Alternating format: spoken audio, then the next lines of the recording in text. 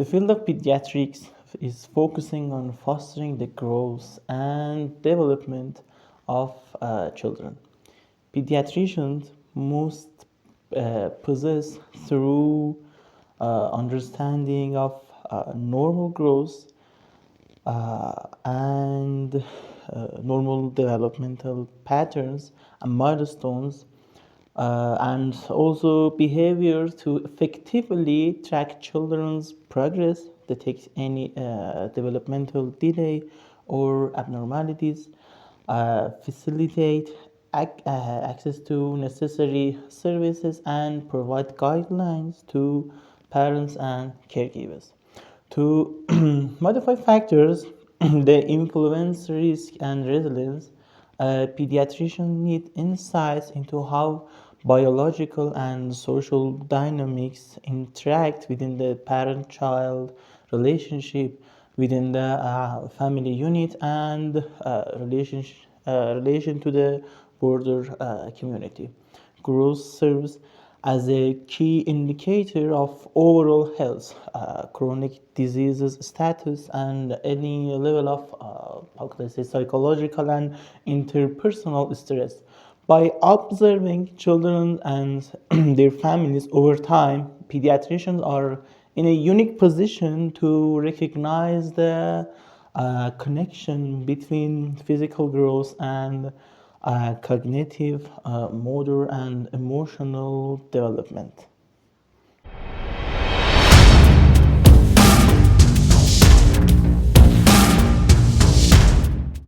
Hi, and welcome to the first episode of my child series on Medin Moment. I hope you find this information valuable. With advancements in neurology, genomics, including epigenetics, molecular biology, and social science, a more comprehensive model known as the ecobiodevelopmental framework has emerged. This framework highlights how childhood ecology, encompassing as social and physical environments, interact with biological process to shape outcome and life trajectories. Early experience, especially those that include high level of stress, significantly influence individuals by affecting their stress response system and brain development and gene expression. Epigenetic epigenetic modifications such as DNA methylation and histone acetylation can be shaped by early life experiences. The environment and affect gene expression without altering the DNA sequence itself. This change uh, can have enduring effects on an individual health and well-being, and may even be transmitted to future generations.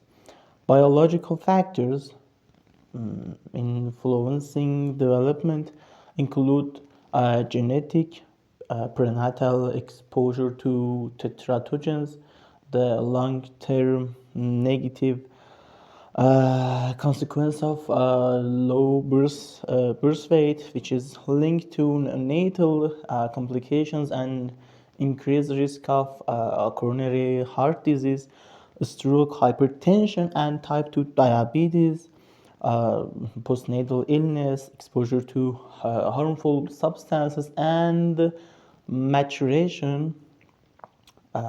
Research from adoption and twin studies indicate that heredity accounts for about 40% of variation in IQ and other personality traits such as sociability and novelty seeking, while shared environmental factors contribute an additional 15%. The detrimental effect of prenatal exposure to tetratogens like mercury and alcohol, as well as postnatal uh, challenge such as meningitis and traumatic brain injury have been extensively researched.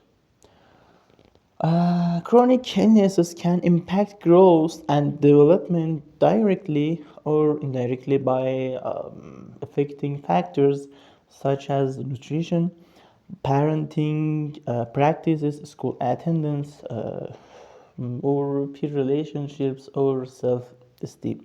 Most children experience similar sequences in motor development, despite considerable difference in child rearing practices.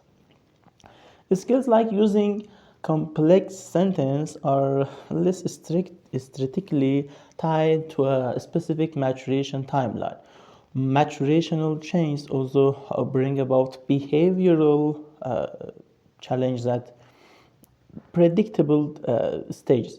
For instance, declines in growth rate and change in sleep needs around age 2 often lead to concern regarding appetite and napping issue. While it's possible to hasten certain developmental milestones like toilet training on a 1 year old or teaching a 3 year old to read.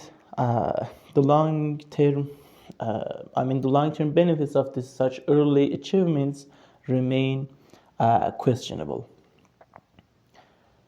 Temperament refers to the consistent individual differences in behavioral traits that emerge early in life, including emotional response such as crying or laughing, activity levels, attention spans, sociability, and persistence. Classic theories identify 9 dimensions of temperaments. These traits give rise to three typical types of children. One is the easy adoptable child who maintains regular biological rhythms. Two is the difficult child, characterized by inflexibility, moodiness, and a tendency to become easily frustrated. And third is the slow to warm up child who requires additional timelines to adjust to new situation.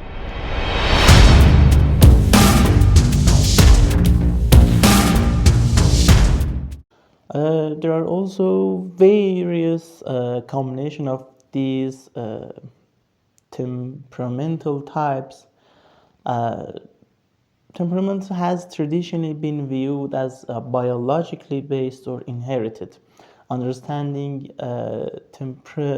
temperament can help parents recognize and accept their children's traits without feeling responsible for them.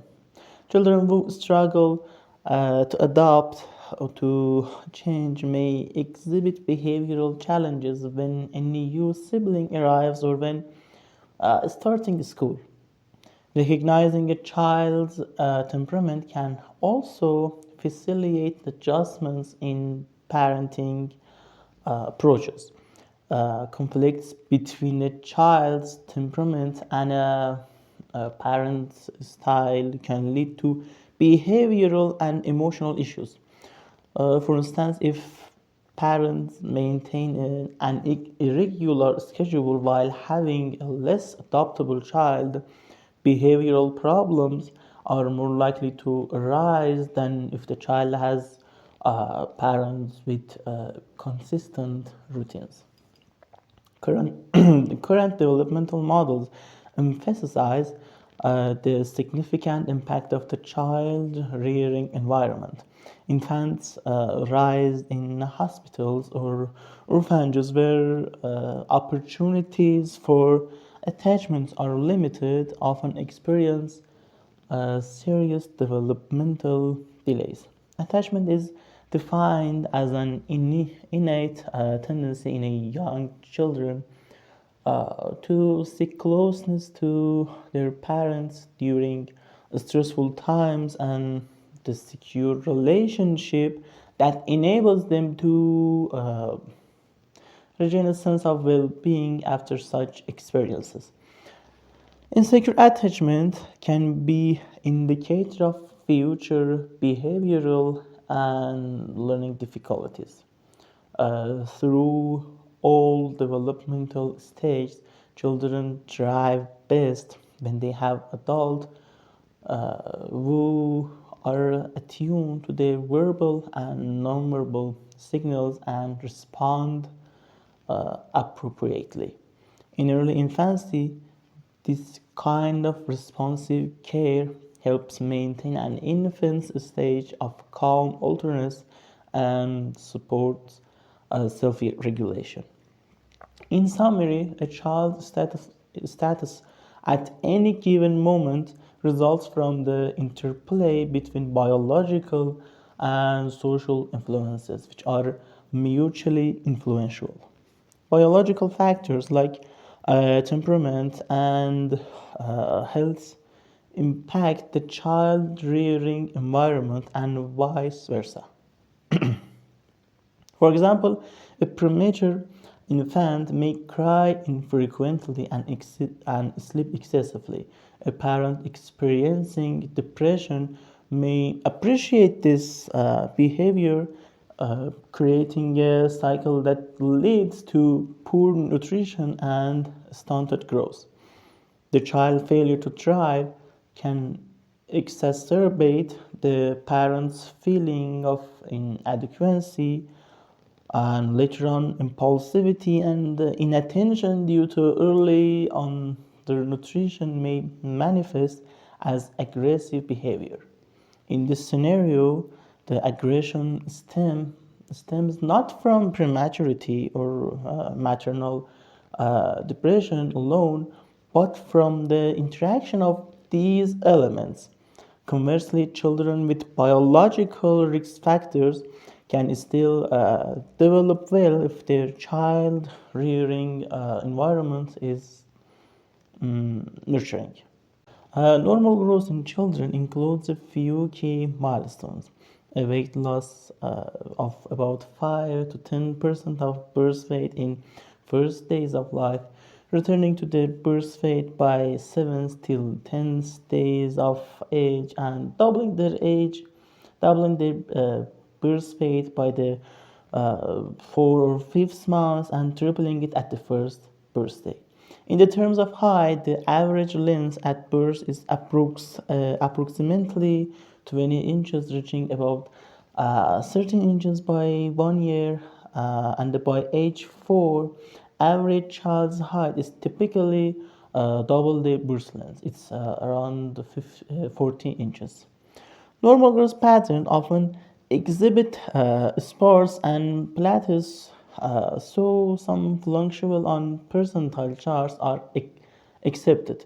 However, significant shift in the percentile should be carefully monitored.